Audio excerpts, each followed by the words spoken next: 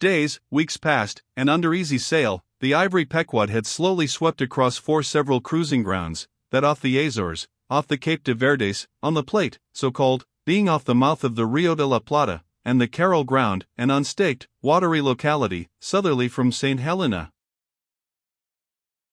It was while gliding through these latter waters that one serene and moonlight night, when all the waves rolled by like scrolls of silver, and, by their soft, suffusing seethings, made what seemed a silvery silence, not a solitude, on such a silent night a silvery jet was seen far in advance of the white bubbles at the bow. Lit up by the moon, it looked celestial, seen some plumed and glittering god uprising from the sea.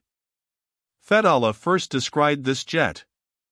For of these moonlight nights, it was his wont to mount to the mainmast head, and stand a lookout there, with the same precision as if it had been day. And yet, though herds of whales were seen by night, not one whaleman in 100 would venture a lowering for them. You may think with what emotions, then, the seaman beheld this old Oriental perched aloft at such unusual hours, his turban and the moon, companions in one sky. But when, after spending his uniform interval there for several successive nights without uttering a single sound, when, after all this silence, his unearthly voice was heard announcing that silvery, moonlit jet, every reclining mariner started to his feet as if some winged spirit had lighted in the rigging, and hailed the mortal crew. There she blows. Had the trump of judgment blown, they could not have quivered more, yet still they felt no terror, rather pleasure. For though it was a most unwonted hour, yet so impressive was the cry, and so deliriously exciting, that almost every soul on board instinctively desired a lowering. Walking the deck with quick, side-lunging strides, Ahab commanded the topgallant sails and royals to be set, and every stunsail spread. The best man in the ship must take the helm. Then, with every masthead manned, the piled-up craft rolled down before the wind. The strange, upheaving, lifting tendency of the taffrail breeze filling the hollows of so many sails, made the buoyant, hovering deck to feel like air beneath the feet, while still she rushed along, as if 2 antagonistic influences were struggling in her, one to mount direct to heaven, the other to drive yawingly to some horizontal goal. And had you watched Ahab's face that night, you would have thought that in him also 2 different things were warring. While his one live leg made lively echoes along the deck, every stroke of his dead limb sounded like a coffin tap. On life and death this old man walked. But though the ship so swiftly sped, and though from every eye, like arrows, the eager glances shot, yet the silvery jet was no more seen that night. Every sailor swore he saw it once, but not a second time. This midnight spout had almost grown a forgotten thing, when, some days after, lo! At the same silent hour, it was again announced, again it was descried by all, but upon making sail to overtake it, once more it disappeared as if it had never been. And so it served us night after night, till no one heeded it but to wonder at it. Mysteriously jetted into the clear moonlight, or starlight, as the case might be, disappearing again for 1 whole day, or 2 days, or 3, and somehow seeming at every distinct repetition to be advancing still further and further in our van, the solitary jet seemed forever alluring us on.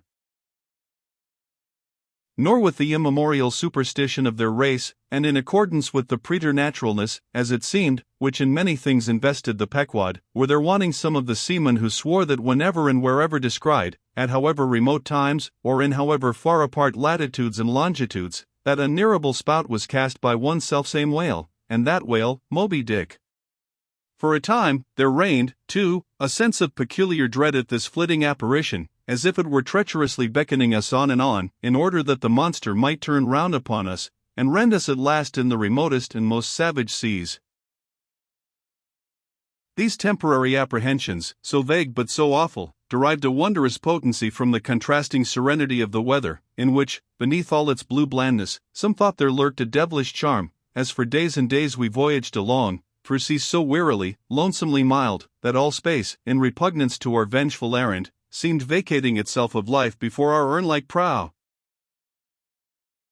But, at last, when turning to the eastward, the Cape winds began howling around us, and we rose and fell upon the long, troubled seas that are there, when the ivory-tusked Pequod sharply bowed to the blast, and gored the dark waves in her madness, till, like showers of silver chips, the foam flakes flew over her bulwarks. Then all this desolate vacuity of life went away, but gave place to sights more dismal than before.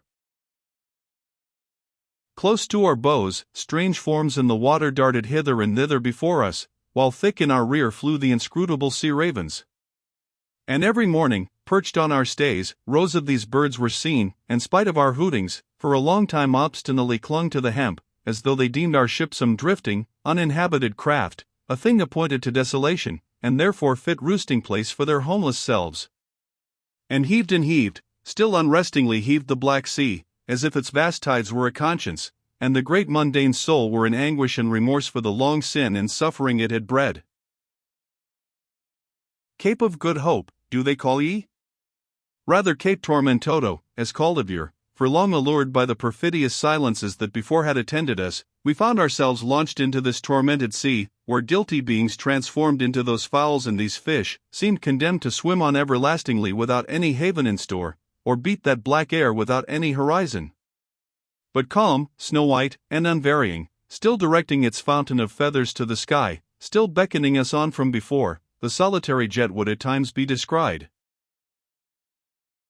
During all this blackness of the elements, Ahab, though assuming for the time the almost continual command of the drenched and dangerous deck, manifested the gloomiest reserve, and more seldom than ever addressed his mates. In tempestuous times like these, after everything above and aloft has been secured, nothing more can be done but passively to await the issue of the gale. Then captain and crew become practical fatalists.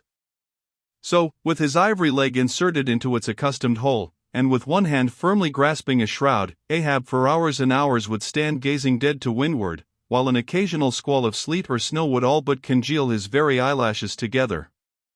Meantime, the crew, driven from the forward part of the ship by the perilous seas that burstingly broke over its bows, stood in a line along the bulwarks in the waist, and the better to guard against the leaping waves, each man had slipped himself into a sort of bowline secured to the rail, in which he swung as in a loosened belt. Few or no words were spoken, and the silent ship, as if manned by painted sailors in wax, day after day tore on through all the swift madness and gladness of the demoniac waves. By night the same muteness of humanity before the shrieks of the ocean prevailed, still in silence the men swung in the bowlines, still wordless Ahab stood up to the blast. Even when wearied nature seemed demanding repose, he would not seek that repose in his hammock. Never could Starbuck forget the old man's aspect, when one night going down into the cabin to mark how the barometer stood, he saw him with closed eyes sitting straight in his floor-screwed chair, the rain and half-melted sleet of the storm from which he had some time before emerged, still slowly dripping from the unremoved hat and coat. On the table beside him lay unrolled one of those charts of tides and currents which have previously been spoken of. His lantern swung from his tightly clenched hand. Though the body was erect, the head was thrown back so that the closed eyes were pointed towards the needle of the telltale that swung from a beam in the ceiling. 9. Terrible old man! Thought Starbuck with a shudder, sleeping in this gale, still thou steadfastly eyest thy purpose. 9. The cabin compass is called the telltale, because without going to the compass at the helm, the captain, while below, can inform himself of the course of the ship.